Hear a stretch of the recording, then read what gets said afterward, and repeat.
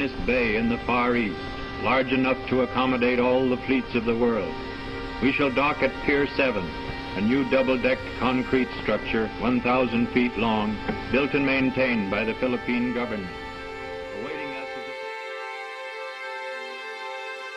The Philippine-American War, or also known as the Second Phase of the Philippine Revolution, began on May 19, 1898, right after the return of Aguinaldo to the Philippines, who came from Hong Kong. While on board, an American cutter under Admiral George Dewey command happened to win victory over Spanish after the defeat of Spanish forces at the Battle of Manila. The agreement of $20 million with Spain ended the Spanish-American War in accordance with the Treaty of Paris.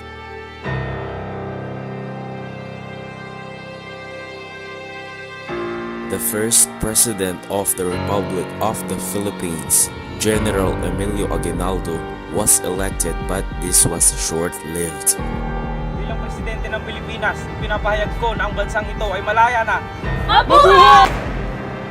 General! General! What are you going to do now? This can't be happening! Mabuhay! Mabuhay! Mabuhay!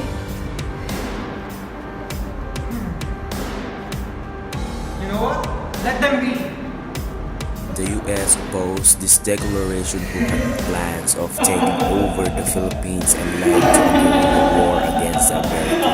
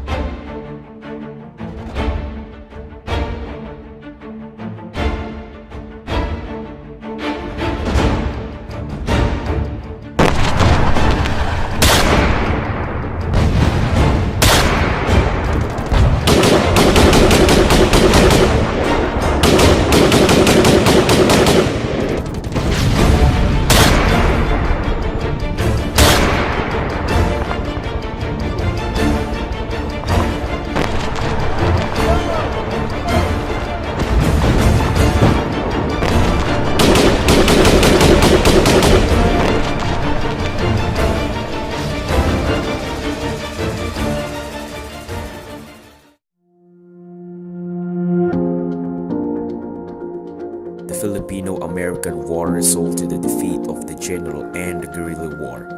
Many people lost their lives for the undoubted independence of our country. Aguinaldo was captured at Palanan, Isabela on March 23, 1901 and was brought to Manila, and had sworn an allegiance to the United States on April 9, 1902.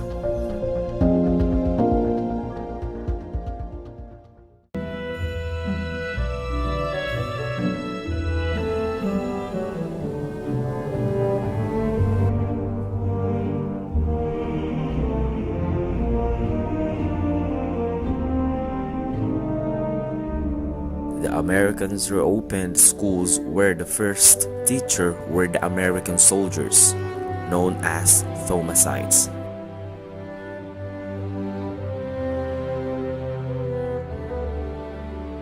In 1901, the Philippine Normal School served as a training ground for the Filipino teachers.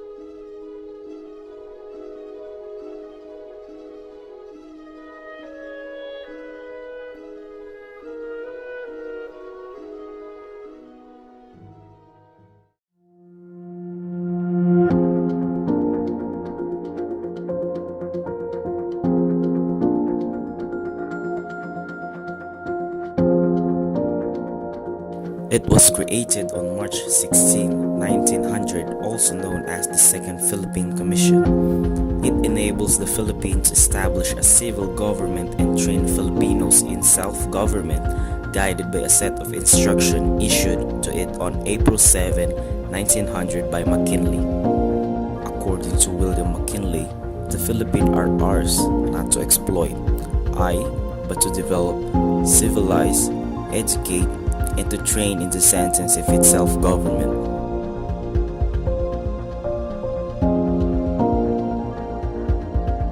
William Howard Taft, as the first civil governor, exercised both executive and legislative functions. His policy, the Philippines for the Filipinos, made him popular.